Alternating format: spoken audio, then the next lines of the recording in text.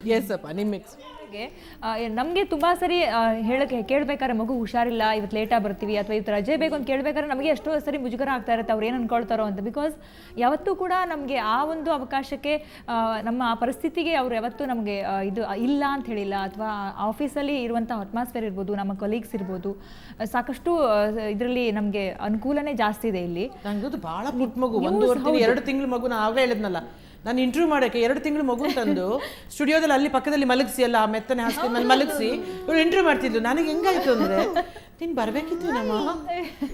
In fact ನೀವು ಅವ್ರು ಹೇಳ್ದಂಗೆ ತುಂಬ ದಿವಸ ನಾವು ಗ್ಯಾಪ್ ಇದ್ವಿ ಅಂತಂದರೆ ಎಲ್ಲೋ ಒಂದು ಕಡೆ ನಾವು ಬಿಟ್ಟು ಹೋದ್ವಿ ಅಂತಲೇ, ಆ ಒಂದು ಸ್ಟ್ರೀಮ್ ಲೈನಿಂದ ಬಿಟ್ಟು ಹೋದ್ವಿ ಅಂತಲೇ ಅರ್ಥ ಆಗ್ಬಿಡುತ್ತೆ. ನಮಗೆ ಆ ರೀತಿ ಫೀಲ್ ಆಗಿ ಶುರು ಆಗ್ಬಿಡುತ್ತೆ. ಯಾರು ಕೂಡ ಬನ್ನಿ ಅಂತ ಹೇಳಿ ಲಾಸ್ ಆಫ್ ಆದರೂ ನೀವು ಆರಾಮಾಗಿರ್ಬೋದು, ಮನೇಲಿ 1 ವರ್ಷದವರೆಗೂ ಮಗು ಜೊತೆ ಇರ್ಬೋದು. ಬಟ್ ಆ ಒಂದು ಗ್ಯಾಪ್, 1 ಇಯರ್ ಗ್ಯಾಪ್ ಇದೆಯಲ್ಲ, ಮಗು ಜೊತೆ ನಾವು ಇದರಷ್ಟು ಹತ್ತಿರದಲ್ಲಿ ನಮ್ಮ ಕರಿಯರಲ್ಲಿ ಎಲ್ಲೋ ಒಂದು ಕಡೆ ಡೆಡ್ ಎಂಡ್ ಅನ್ನೋ ಥರ ಬಂದ್ಬಿಡುತ್ತೆ. ನಮಗೇನೋ ನೆಕ್ಸ್ಟ್ ಏನಪ್ಪ, ನಮ್ಮ ಅಷ್ಟರಲ್ಲಿ ಓವರ್ಟೇಕ್ ಮಾಡಿ ಬಂದ್ಬಿಟ್ಟಿರ್ತಾರೆ ಎಷ್ಟೋ ಜನ. ನಮ್ಮ ಎಕ್ಸ್ಪೀರಿಯನ್ಸ್ ಇರ್ಬೋದು, ನಮ್ಮ ಟ್ಯಾಲೆಂಟ್ ಇರ್ಬೋದು, ಅಲ್ಲೆಲ್ಲೋ ಒಂದ್ಸಲಿ ಗೌಣ ಅನಿಸ್ಬಿಡುತ್ತೆ. ನಾವು ಮತ್ತೆ ಹಂಗೆ ಇದ್ದೀವಿ, ನಮ್ದು ಅದೇ ಉತ್ಸಾಹ ಇದೆ, ನಮ್ಮ ಮಗು ಪುಟ್ಟ ಮಗು ಇದ್ರೂ ಕೂಡ ನಾವು ನಿಮ್ಗೆ ಯಾವುದೇ ರೀತಿಲಿ ಕೂಡ ಕೆಲಸದಲ್ಲಿ ಅದನ್ನು ತೋರಿಸ್ಕೊಳ್ಳಲ್ಲ, ಕೆಲಸ ಕೊಡ್ತೀವಿ ಅನ್ನೋದನ್ನು ನಾವು ಮತ್ತೆ ತೋರಿಸ್ಕೊಳ್ಳೋದಿದೆಯಲ್ಲ, ಅದು ತುಂಬಾ ಚಾಲೆಂಜಿಂಗ್ ಆಗಿರುತ್ತೆ ಹುಡುಗಿಯರಿಗೆ ಎಸ್ಪೆಷಲಿ. ಎಸ್ ರಜನಿ, ಇದು ಜರ್ನಲಿಸಮ್ ಇದೆಯಲ್ಲ, ಇದು ಎಸ್ಪೆಷಲಿ ನ್ಯೂಸ್, ಐ ಮೀನ್ ಮೀಡಿಯಾಕ್ಕೆ ಇದು ಓಡೋರಿಗೆ ಮಾತ್ರ. ಇದು ನಿಲ್ಲೋರಿಗೆ, ಕುತ್ಕೊಂಡವ್ರಿಗೆ, ಆರಾಮಾಗಿರೋರಿಗೆ ಅಲ್ವೇ ಅಲ್ಲ. ಇದು ಈ ಮೀಡಿಯಮ್ ಇರೋದೇ ಆ ರೀತಿ. ಇದು ಯಾವ ಕ್ಷಣದ ಸುದ್ದಿ ಅಂತ ನಾವು ಅನ್ಬೇಕಾದ್ರೆ ಪ್ರತಿ ಕ್ಷಣ ಬೆನ್ನೆತ್ಬೇಕಾಗತ್ತೆ. ಆ ಟೈಮಲ್ಲಿ ನಾವು ನಮ್ಮ ಕೆರಿಯರ್ ಮಧ್ಯೆ ಈ ಥರ ಒಂದು ಮಗು ಬೇಕು ನಮಗೆ ಅಂತ ಅಂದ್ಕೊಳೋದಿದೆಯಲ್ಲ, ಅದೇ ಒಂದು ಎಲ್ಲೋ ಕೆಲವರಿಗೆ ಏನಪ್ಪ ಇವರು ಅನ್ನೋ ಥರ ಆಗ್ಬಿಡತ್ತೆ. ಆಂಟಿ ವುಮನ್ ಇದು ಅಂತ ಹೇಳ್ಬೇಕಾಗತ್ತೆ.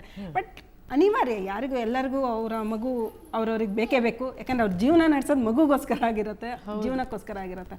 ನಾವು ಇವಳು ಮಗು ಆದಮೇಲೂ ಅಷ್ಟೇ, ನಮಗೆ ಎಷ್ಟೇ ಇದಾದರೂ ಅವಳಿಗೆ 3 months ಪೇಯ್ಡ್ ಲೀವ್. ಆ್ಯಕ್ಚುಲಿ ಸುವರ್ಣ ನ್ಯೂಸ್ಗೆ ಅದೊಂದು ಥ್ಯಾಂಕ್ಫುಲ್ ಹೇಳಲೇಬೇಕು. ಯಾಕೆಂದರೆ ನಾನು ಬಂದಮೇಲೆ ನನಗೆ ಫಸ್ಟ್ ಪರ್ಸನ್ ನನಗೆ ಕೊಟ್ಟಿದ್ದು ಫಸ್ಟ್ ಪೇಯ್ಡ್ ಲೀವ್ ಅಂತ. ಅದುವರೆಗೂ ಅದು ಇರಲಿಲ್ಲ, ಅದು ಆಪ್ಷನ್ನು.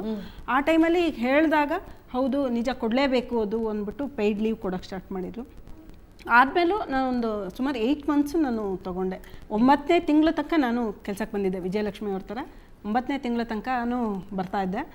7-8ನೇ ತಿಂಗಳ ತನಕ ಫೀಲ್ಡ್ ವರ್ಕ್ ಹೋಗ್ತಾ ಇದ್ದೆ.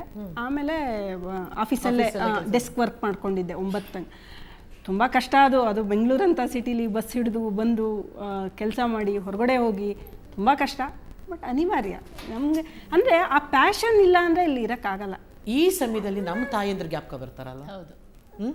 ನಾವಿಷ್ಟೊಂದೆಲ್ಲ ಸರ್ಕಸ್ ಮಾಡಿ, ನಾವಿಷ್ಟೊಂದೆಲ್ಲ ಮಕ್ಕಳಿಗೋಸ್ಕರ ಏನೋ ಮಾಡ್ತೀವಿ, ಅದು ಮಾಡ್ತೀವಿ ಅಂದಾಗ ನಮ್ಮ ತಾಯಿಯಂದ್ರೆ ನೆನಪಿಗೆ ಬರ್ತಾರೆ. ಬಹುಶಃ ನನ್ನ ಸ್ವಂತ ಎಕ್ಸ್ಪೀರಿಯೆನ್ಸ್ ಏನಂದರೆ, ನಾನು ಹೆರಿಗೆ ಟೈಮಲ್ಲಂತೂ ನನ್ನ ತಾಯಿ ಚೆನ್ನಾಗಿ ಜ್ಞಾಪಕ ಬಂದರು. ಓಕೆ, ನಾನು ಎಷ್ಟು ಕಷ್ಟಪಟ್ಟಿರ್ಬೇಕು, ನನ್ನ ತಾಯಿ ಎಷ್ಟು ಕಷ್ಟಪಟ್ಟರು. ಮತ್ತೆ ಎಷ್ಟು 1-2 ಮಕ್ಕಳು ಅಲ್ಲ ಅಲ್ವಾ? ಈಗ ನಾವು 1 ಮಕ್ಕಳು ಹೆಚ್ಚು ಸಾಕು ನೆಕ್ಸ್ಟ್ ಬೇಡ ಅನ್ನೋ ಥರ 4, 5, 6, 7 ಅಲ್ವಾ? ಹೌದು. ನನ್ನ ತಾಯಿಗೆ ಎಷ್ಟು ಕಷ್ಟ ಬಂದಿರ್ಬೇಕು. ನಿಮ್ಮ ತಾಯಿಯಂದ್ರ ಬಗ್ಗೆ ನೀವೆಲ್ಲ ಒಂದೊಂದು ಲೈನಲ್ಲಿ ಹೇಳ್ಬೇಕು ಅಂದರೆ, ವಿಜಯಲಕ್ಷ್ಮಿ ಅವರು ನೀವು ಹೇಳ್ತಾ ಇದ್ರಿ ನಿಮ್ಮ ತಾಯಿಯವ್ರ ಬಗ್ಗೆ. ಹೌದು, ನನ್ನ ತಾಯಿ ಅಂದರೆ ನನಗೆ ಜನ್ಮ ಕೊಟ್ಟಿದ್ದೆ, ನಾನು ಜನ್ಮ ಪೂರ್ತಿ ಆಕೆಗೆ ಋಣಿಯಾಗಿರ್ಬೇಕು. ಆದರೆ ನನ್ನ ಜೀವನದಲ್ಲಿ ನಾನು ತಂದೆ ತಾಯಿ ಜೊತೆ ಬೆಳೆದವಳಲ್ಲ, ನಾನು ನನ್ನ ಅಜ್ಜಿ ಜೊತೆ ಬೆಳೆದವಳು. ಹಾಗಾಗಿ ನನಗೆ ನನ್ನ ತಾಯಿ, ನನ್ನ ಅಜ್ಜಿ ನನಗೆ ತಾಯಿ. ಹೌದು, ಅಮ್ಮ ಇದ್ದಾರೆ ನನಗೆ, ಈಗ ನನ್ನ ಜನ್ಮ ಕೊಟ್ಟು ನನ್ನನ್ನು ಬೆಳೆಸಿ. ಆದರೆ ನನ್ನ ಅಜ್ಜಿಗೆ ಕೂಡ ನಾನು ಅದೇ ಸ್ಥಾನನ ಕೊಡ್ತೇನೆ. ನಾನು 1 ವರ್ಷದಿಂದ ನನ್ನ ಅಜ್ಜಿ ಜೊತೆನೇ ಇದ್ದವಳು. ಹಾಗಾಗಿ ನನಗೆ ಅಜ್ಜಿ ತಾಯಿ, ಆಮೇಲೆ ಈ ನನ್ನ ತಾಯಿ ಜನ್ಮ ಕೊಟ್ಟ ತಾಯಿ. ಅಂದರೆ ನಿಮ್ಮ ಮಗಳು ಹುಟ್ಟಿದಾಗ ನಿಮ್ಮ ಅಜ್ಜಿಯವರು ಜೀವಂತವಾಗಿದ್ರ? ಅಜ್ಜಿ ಇದ್ದಾರೆ. ಓ ಗ್ರೇಟ್. ಓಕೆ, ಅಂದರೆ ಅವರು ನಿಮ್ಮ ಮಗಳನ್ನ ಅವರು ಸಾಕಿದ್ರ? ಹೌದು, ನಾನು ಇವಳ ಆರೈಕೆ ನನ್ನ ಅಜ್ಜಿನೂ ಮಾಡಿದ್ದಾರೆ, ನನ್ನ ಅಮ್ಮನೂ ಮಾಡಿದ್ದಾರೆ. ಸ್ಮಿತಾ, ಎಸ್ಪೆಷಲಿ ಹೆಣ್ಮಕ್ಳಿಗೆ ಹೆರಿಗೆ ಮತ್ತು ಬಾಣಂತನ ಪೀರಿಯಡ್ ಇದೆಯಲ್ಲ, ಅಲ್ಲಿ ಅಮ್ಮನ ನೆಸೆಸಿಟಿ ತುಂಬಾ ಇರುತ್ತೆ. ನಾವು ಅಮ್ಮನಿಗೆ ಎಷ್ಟೋ ಸತಿ ಬೈದಿರ್ತೀವಿ, ಜಗಳ ಆಡಿರ್ತೀವಿ, ಚಿಕ್ಕ ವಿಷಯ ಕೋಪ ಮಾಡ್ಕೊಂಡಿರ್ತೀವಿ. ಆದರೆ ನಿಜವಾಗ್ಲೂ ಅಮ್ಮನ ವ್ಯಾಲ್ಯೂ ಎಸ್ಪೆಷಲಿ ಹೆಣ್ಮಕ್ಳಿಗೆ ಗೊತ್ತಾಗೋದು ಹೆರಿಗೆ ಮತ್ತು ಬಾಣಂತನ ಟೈಮಲ್ಲಿ. ನನಗೆ ಕೂಡ ನಮ್ಮಮ್ಮ, ಅವರಮ್ಮ ಇಬ್ಬರೂ ಕೂಡ ಲಕ್ಕಿಲಿ ನನ್ನ ಜೊತೆ ಇದ್ದರು. ತುಂಬಾ ಅಂದರೆ ಎಷ್ಟು ಕೇರ್ ತೊಗೊಂಡ್ರು ಅಂದರೆ, ನಾನೇ ಒಂದು ಪುಟ್ಟ ಮಗು ಆಗಿಬಿಟ್ಟಿದ್ದೆ ಅವ್ರ ಪಾಲಿಗೆ. ಟ್ರೆಡಿಷ್ನಲಿ ಹೆಂಗೆ ಬಾಣಂತನ ಮಾಡಬೇಕು ಅದೆಲ್ಲ ಥರ ಅಜ್ಜಿಯಿಂದ ಹಿಡಿದು ಅಮ್ಮನಿಂದ ಹಿಡಿದು ಎಲ್ಲರೂ ಮಾಡಿದ್ರು. ಆ ಟೈಮಲ್ಲಿ ತುಂಬ ಅನಿಸ್ತಿತ್ತು, ಹೆಣ್ಮಕ್ಳಾಗಿ ಹುಟ್ಟು ತಪ್ಪು ಮಾಡಿಬಿಟ್ವೇನೋ ಅಂತ. ಯಾಕಂತಂದರೆ ಹುಟ್ಟಿದಾಗಿಂದ ಸಾಯೋವರೆಗೂ ಒಂದಲ್ಲ ಒಂದು ರೀತಿಲಿ ಪೇರೆಂಟ್ಸಿಗೆ ಕಷ್ಟ ಕೊಡ್ತಾನೆ ಇರ್ತೀವೇನೋ ಅಂತ ಆ ಟೈಮಲ್ಲಿ ಎಸ್ಪೆಷಲಿ ಅನಿಸುತ್ತೆ. ನಮ್ಮ ಸೇವೆ ಮಾಡ್ತಾರಲ್ವ ಡೆಲಿವರಿ ಟೈಮಲ್ಲಿ ಅಥವಾ ಬಾಣಂತನ ಟೈಮಲ್ಲಿ, ಆವಾಗ ಹೆಣ್ಮಕ್ಳಾಗಿ ಹುಟ್ಟಿ ಇಷ್ಟೊಂದು ಕಷ್ಟ ಕೊಡೋದು ನೆಸೆಸಿಟಿ ಇತ್ತ ಅಮ್ಮಂಗೆ ಅನ್ನೋ ಫೀಲ್ ಅವಾಗ ಬಂದ್ಬಿಡುತ್ತೆ. ಆದರೂ ಕೂಡ ಎಲ್ಲವನ್ನ ಸಹಿಸ್ಕೊಂಡು ಅಮ್ಮ ಕೂಡ ವರ್ಕಿಂಗ್ ಲೇಡಿ, ಕಾಲೇಜಿಗೆ ಹೋಗ್ತಾ ಹೋಗ್ತಾ ಅಲ್ಲಿನ ಕೆಲಸಗಳಿಗೆ ಗಮನ ಕೊಡ್ತಾ ನನ್ನ ನೋಡಿಕೊಂಡು ನನ್ನ ಮಗನ ನೋಡಿಕೊಂಡು ನಿದ್ದೆ ಮಾಡ್ತಿರ್ಲಿಲ್ಲ. ಮಗು ಎಷ್ಟೋ ದಿನ ರಾತ್ರಿ ಇಡೀ ಎದ್ದಿರ್ತಾ ಇದ್ದ. ಆ ಟೈಮಲ್ಲಿ 3 months ಹೌದೌದು ಅಲ್ವಾ, ಎಲ್ಲರಿಗೂ ಎಕ್ಸ್ಪೀರಿಯನ್ಸ್ ಇದೆ. ತಾಯಿ ಬಗ್ಗೆ, ನನ್ನ ತಾಯಿ ಬಗ್ಗೆ ಹೇಳಲೇಬೇಕು. ಚಿಕ್ಕ ವಯಸ್ಸಿಂದ ದುಡಿಯೋಕ್ಕೆ ಶುರು ಮಾಡಿದ ಅಮ್ಮ ಈಗಲೂ ಕೂಡ ಸ್ಟಿಲ್ ಶೀಸ್ ಅಂದರೆ ನನ್ನ ಅಕ್ಕನ ಥರನೇ ಇದ್ದಾರೆ. ಒಂಥರ ಅಷ್ಟು ಕರೆಕ್ಟಾಗಿ ಚೆನ್ನಾಗಿ ಆ ಫಿಸಿಕ್ ಇಟ್ಟು ಮೇಂಟೈನ್ ಮಾಡಿದ್ರೆ, ಯಾಕಂದರೆ ಅಷ್ಟು ಶ್ರಮ ವಹಿಸಿ ಕೆಲಸ ಮಾಡ್ತಿದ್ರು. ಅನ್ಸುತ್ತೆ. ಸೊ ಅಮ್ಮ ನಿಜವಾಗ್ಲೂ ಸ್ಮಿತಾ ಹೇಳ್ದಂಗೆ ತುಂಬ ಹಿಂಗೆ ಮಾಡ್ತಾರಲ್ವಾ ಸೇವೆ ಅವ್ರಿಗೆ. ನಾವು ಕೂಡ ಮಗುವಾಗಿರ್ತೀವಿ, ಅವರು ಕೂಡ ಮಗು ನೀವು ಹೇಳ್ದಾಗೆ ಇವಳು ಕೂಡ ರಾತ್ರಿ ಇಡೀ ಎದ್ದಿರ್ತಿದ್ಲು. ನಾನು ಸ್ವಲ್ಪ ಅಲ್ಲಲ್ಲೇ ಮನ್ಕೊಂಡ್ಬಿಡ್ತಿದ್ದೆ, ಅಮ್ಮ ಎದ್ದಿರ್ತಿದ್ರು ಪಾಪ ಮಗು ಜೊತೆಗೆ. ಸೊ ಅವ್ರಿಗೆ ಬೆಳಿಗ್ಗೆ ಮತ್ತೆ ನಮ್ಮ ಥರ ಮಲ್ಕೋಕೆ ಟೈಮ್ ಇರಲ್ಲ. ನಾವು ಬಾಣಂತಿ ಮಲ್ಕೊಂಡಿರ್ತೀವಿ, ಅವ್ರು ಮತ್ತೆ ಕೆಲಸ ಮಾಡ್ಬೇಕು, ಬೆಳಿಗ್ಗೆ ಎದ್ದು ಮನೆ ಕ್ಲೀನ್ ಮಾಡಬೇಕು, ನಮ್ಮ ಬಟ್ಟೆ ಅದು ಇದು ಅಂತ ಹೇಳಿ. ಸೊ ಅಮ್ಮ ನನಗೆ ಅವರು ಆ್ಯಕ್ಚುಲಿ ಸ್ಕೂಲಿಗೆ ಹೋಗಿಲ್ಲ ಅಂದರೂ ಕೂಡ ಅಮ್ಮ ನನಗೆ ಹೆಂಗೆ ಸಪೋರ್ಟಿವ್ ಆಗಿದ್ದರು. ಎಜುಕೇಷನ್ ಇರಬೇಕು, ನಾನು ಅಕ್ಕ ಇಬ್ಬರು ಕೂಡ ಮಾಸ್ಟರ್ ಡಿಗ್ರಿ ಮಾಡೋವರೆಗೂ ಕೂಡ ಅಮ್ಮಂದೇ ಸಪೋರ್ಟ್ ಅದು. ಅವ್ರು ಓದಲಿ ಏನೋ ಮಾಡಲಿ ಅನ್ನುವಂಥದ್ದು. ಅವರು ಎಷ್ಟು ಅಡ್ವಾನ್ಸ್ಡ್ ಇದಿತ್ತು ಅವ್ರಿಗೆ ಅಮ್ಮನ ಹತ್ರ. ಈಗಲೂ ಕೂಡ ಅಷ್ಟೇ, ನಮ್ಮ ಚಾಯ್ಸಿಗೆ ಯಾವತ್ತೂ ಕೂಡ ಅವ್ರು ಯಾಕೆ ಏನು ಅಂತ ಕೇಳಿಲ್ಲ, ಅದ್ರ ಉದ್ದೇಶ ಕೇಳ್ಕೊಂಡು ಖುಷಿ ಪಡ್ತಿದ್ರು ಯಾವಾಗಲೂ ಕೂಡ. ಈಗಲೂ ಅಷ್ಟೇ ಎಷ್ಟು ಸಪೋರ್ಟಿವ್ ಆಗಿದ್ದಾರೆ ಅಮ್ಮ ಅಂತಂದರೆ. ಫಸ್ಟ್ ಫೋನ್ ಮಾಡಿದಾಗ ನೀನು ಹೆಂಗಿದೆ, ಏನು ತಿಂದೆ, ಎಷ್ಟೇ ಹೊತ್ತಿಗೆ ಮಾಡಿ ಏನು ತಿಂದೆ, ಬಾಕ್ಸ್ ತೊಗೊಂಡು ಬಂದಿದೆಯಾ, ಅದೇ ಫಸ್ಟ್ ಅವ್ರ ಪ್ರಶ್ನೆ ನಮ್ಮ ಅಮ್ಮಂದು. ಇಲ್ಲ, ಅಮ್ಮಂದ್ರ ಬಗ್ಗೆ ಹೇಳ್ತಾ ನಂಗೆ ಆಶ್ಚರ್ಯ ಆಗೋದು, ಬೇರೆ ಎಲ್ಲ ವಿಷಯದಲ್ಲಿ ಹೇಗಿರ್ತಾರೋ ಗೊತ್ತಿಲ್ಲ, ಬಟ್ ಮಕ್ಕಳ ಬಗ್ಗೆ ಅಥವಾ ನನ್ನ ಅಮ್ಮನ ಬಗ್ಗೆ ಹೇಳ್ತಾ ನಂಗೆ ಅಂತ ಎಷ್ಟು ಅಡ್ವಾನ್ಸ್ಡ್ ಆಗಿರ್ತಾರೆ ಅಂತ. ಅಂದರೆ ನಮ್ಮ ಅಮ್ಮನ ಬಗ್ಗೆ ನಾನು ಹೇಳ್ತಾ, ಅಂದರೆ ನಾವು ಏನೋ ಒಂದು ಓದ್ತೀವಿ ಅಂತ ಹೋದಾಗ ನಾವು ನಮ್ಮ ಆಯ್ಕೆಗಳಿರ್ತಾವಲ್ಲ, ಎಷ್ಟು ಚೆನ್ನಾಗಿ ಅವರು ಟ್ರೀಟ್ ಮಾಡಿದ್ರು ಅಂತ ನೆನೆಸ್ಕೊಂಡ್ರೆ ನಂಗೆ ಅಮ್ಮನ ಬಗ್ಗೆ ಹೆಮ್ಮೆ ಅನಿಸುತ್ತೆ. ಇವತ್ತಿಗೆ ನಮ್ಮಮ್ಮ ನನ್ನ ಫ್ರೆಂಡ್ ಥರ ಇದ್ದಾರೆ, ಪ್ರತಿದಿನ ನಾವು ಕಾಲ್ ಮಾಡ್ತೀವಿ, ಪ್ರತಿ ಕ್ಷಣ ಅವ್ರು ನನಗೆ ಗೈಡ್ ಮಾಡ್ತಿರ್ತಾರೆ. ನಮ್ದು ಏನೋ ಒಂದು ಆಯ್ಕೆ, ನಾನು ಇಂಥದ್ದು ಓದ್ತೀನಿ, ಇಂಥದ್ದು ಇದು ಮಾಡ್ತೀನಿ, ಬೇಡ ನೀನು ಇಂಜಿನಿಯರಿಂಗ್ ಮಾಡು, ಏನು ಬೇಕಾದ್ರೂ ಹೇಳ್ಬೋದು. ಆದರೆ ಆ ನಮ್ಮ ಆಯ್ಕೆಗಳನ್ನ ಗೌರವಿಸ್ತಾ ಹೋಗ್ತಾರಲ್ಲ, ತುಂಬ ಹೆಮ್ಮೆ ಆಗುತ್ತೆ. ನಾವು ಇಂಥವ್ರನ್ನ ಇಷ್ಟಪಟ್ಟಿದ್ದೀವಿ, ಮದುವೆ ಆಗ್ತೀವಿ, ನಾವು ನಮಗೀಗ ಮಗು ಬೇಡ ಅಥವಾ ಇನ್ಯಾವಾಗೋ, ಈ ಥರ ನಮ್ಮ ಆಯ್ಕೆಗಳಿರುತ್ತೆ. ಆ ಆಯ್ಕೆಗಳನ್ನ ಗೌರವಿಸೋದು ಜೊತೆಗೆ ಅದಕ್ಕೆ ತಕ್ಕನಾದ ಒಂದು ಸಲಹೆಗಳನ್ನ ಕೊಡ್ತಾ ಇರ್ತಾರೆ. ಆ ವಿಷಯಕ್ಕೆ ನಮ್ಮಮ್ಮಂಗೆ ನಾನು ಯಾವತ್ತಿಗೂ ಥ್ಯಾಂಕ್ಫುಲ್, ಮತ್ತು ನನಗೆ ತುಂಬ ಹೆಮ್ಮೆಯಿಂದ ನೋಡ್ತೀನಿ ನಮ್ಮಮ್ಮನ. ಮತ್ತು ನಮ್ಮ ವರ್ಕಿಂಗ್ ವುಮೆನ್ಗೆ ಯಾವಾಗಲೂ ಒಬ್ಬ ಅಮ್ಮ ಇರಲ್ಲ, ಇಬ್ಬರು ಅಮ್ಮ. ವರ್ಕಿಂಗ್ ವುಮೆನ್ಗೂ ಅಲ್ಲ, ಮದುವೆ ಆದವ್ರು ಎಲ್ಲರಿಗೂ ಬಹುಶಃ ಇರ್ತಾರೆ ಅನ್ಕೊತೀವಿ. ನನ್ನ ಪಾಲಿಗೆ ಇನ್ನೊಬ್ಬ ಅಮ್ಮ ಅಂತ ನಂಗೆ ಸಿಕ್ಕಿರೋದು ನಮ್ಮ ಅತ್ತೆ ಇಲ್ಲ ಅಂದಿದ್ರೆ ಮೋಸ್ಟ್ಲಿ ನಾನಿವತ್ತು ಇಲ್ಲಿ ಬಂದು ಹೀಗೆ ಕೂತ್ಕೊಳಕ್ಕೆ ಸಾಧ್ಯನೇ ಇರ್ತಿರ್ಲಿಲ್ಲ. ಯಾಕೆಂದರೆ ನನ್ನ ಮಗುನ ನಾನು ಇಲ್ಲಿರೋ ಎಲ್ಲ ಟೈಮಲ್ಲೂ ನೋಡ್ಕೊಳೋದು ನಮ್ಮ ಅತ್ತೆನೇ. ನಾನು ಅವ್ರಿಗೆ ಎಷ್ಟು ಥ್ಯಾಂಕ್ಸ್ ಹೇಳಿದ್ರು ಸಾಲದು ಅನ್ಸುತ್ತೆ. ಬಹುಶಃ ತುಂಬ ಕ್ಯೂರಿಯಾಸಿಟಿ ಇದೆ ನಿಮ್ಮ ಇದ್ರ ಬಗ್ಗೆ. ಅದೇ ಪ್ರಶ್ನೆ ಅಲ್ಲ, ಅದೇ ನಾನು ನಿಮ್ಮನ್ನ ಹತ್ರದಿಂದ ನೋಡಿದವಳು, ಬಲ್ಲವಳು. ಸೊ ಆ ಕ್ಷಣ ಹೇಗಿತ್ತು, ನಾನು ತಾಯಿ ಆಗ್ತಿದ್ದೀನಿ ಅನ್ನೋ ರೀತಿಯ ಕ್ಷಣ? ನೀನು ಹೇಳಿದಾಗೆ ನನ್ನ ಬಹಳ ದಿನದ ಕನಸು. ಹೌದು, ಓಕೆ. ಬಹುಶಃ ನಾನು ಜೀವನದಲ್ಲಿ ಮದುವೆ ಆಗಬೇಕು ಅಂತ ಡಿಸೈಡ್ ಮಾಡಿದಾಗಲೇ ಮಗು ಬೇಕು ಅಂತ, ಮಗುಗೋಸ್ಕರ ಮಾತ್ರ ಬೆಳಿಬೇಕು ಆ ಥರ ಅಲ್ಲ. ಸೊ ನನಗೆ ಫಸ್ಟ್ 2 ಹೇಗೋ ಆಗಿ ಏನೋ ಮಿಸ್ ಆಯಿತು. ಅದಾದಮೇಲೆ ನಿಂಗೆ ಗೊತ್ತು ಯಾವ ಪ್ರೊಸೀಜರಿಂದ ಆಯಿತು ಅಂಥೇಳಿ.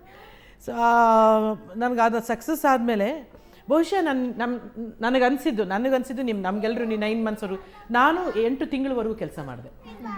ಇಂಟರ್ನ್ಯಾಷನಲ್ ಫಿಲ್ಮ್ ಫೆಸ್ಟಿವಲ್ ನಡೀತಿರ್ಬೇಕಾದ್ರೆ ಅದು ನಾನು 8 ತಿಂಗಳ ಗರ್ಭಿಣಿ. ನನಗೆ ನನ್ನ ಮೈಯೇ ಭಾರ.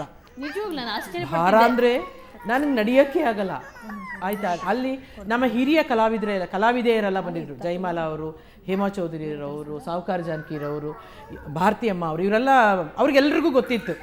ತುಂಬ ಜನಕ್ಕೆ ನನ್ನ ಸಿನಿಮಾ ಜನಕ್ಕೆ ಗೊತ್ತಿರಲಿಲ್ಲ ನಾನು ಗರ್ಭಿಣಿ ಅಂತ. ಆದರೆ ಈ ಹಿರಿಯ ನಟಿಯರಿಗೆಲ್ಲ ಗೊತ್ತಿತ್ತು. ಹೌದು, ಅವ್ರು ನನ್ನ ಬೈಯೋದು. ನಾನು ಓಡಾಡ್ತಾ ಇದ್ದೆ, ನೀನೊಂದು ಕಡೆ ಎಲ್ಲಾದರೂ ಕೂತ್ಕಮ್ಮ,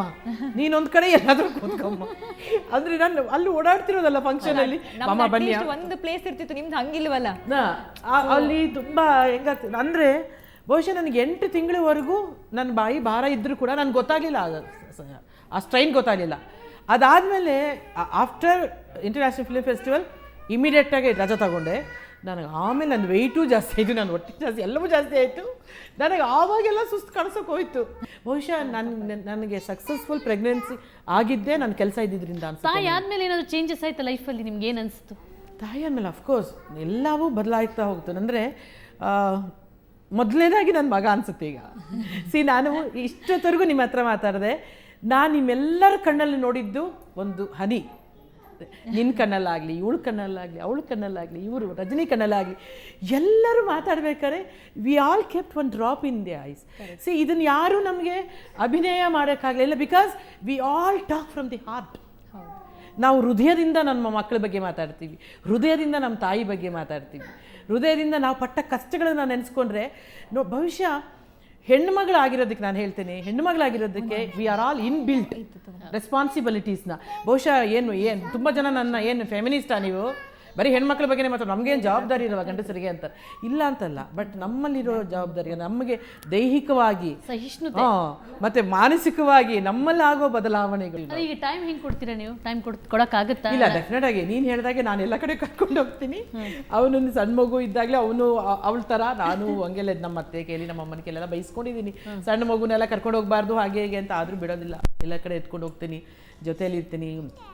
ಬಹುಶಃ ನಾನು ಹೇಳಿದ್ನಲ್ಲ, ಇದೊಂಥರ ಮಾತಾಡ್ತೀವಿ, ಆರ್ ಆಲ್ ಎಮೋಷ್ನಲಿ ಟಚ್ಡ್. ಅಂದ ಸ್ನೇಹಿತರೆ, ನನಗೆ ಮಾತಾಡ್ತಾ ಇರ್ಬೇಕಾದ್ರೆ ಈ ಸಮಯನೇ ನಾವು ಕೊಟ್ಟಿರೋ ಸಮಯ ಭಾಳ ಕಡಿಮೆನೇನೋ ಅನಿಸ್ತದೆ. ಸುವರ್ಣ ವಾಹಿನಿಗೆ ತುಂಬ ಥ್ಯಾಂಕ್ಸ್ ಹೇಳ್ತಾನೆ ಇವತ್ತಿನ ಈ ವಿಶೇಷ ಕಾರ್ಯಕ್ರಮನ ಮುಗಿಸ್ತಿದ್ದೀನಿ. ಮತ್ತೊಮ್ಮೆ ನಿಮಗೆಲ್ಲರಿಗೂ ತಾಯಂದಿರ ದಿನದ ಹಾರ್ದಿಕ ಶುಭಾಶಯಗಳು. ಎಲ್ಲ ತಾಯಂದಿರಿಗೂ, ಎಲ್ಲ ಆ ಮಹಾ ತಾಯಂದಿರಿಗೂ ನಮ್ಮೆಲ್ಲರ ನಮನಗಳು. ನಮಸ್ಕಾರ. जो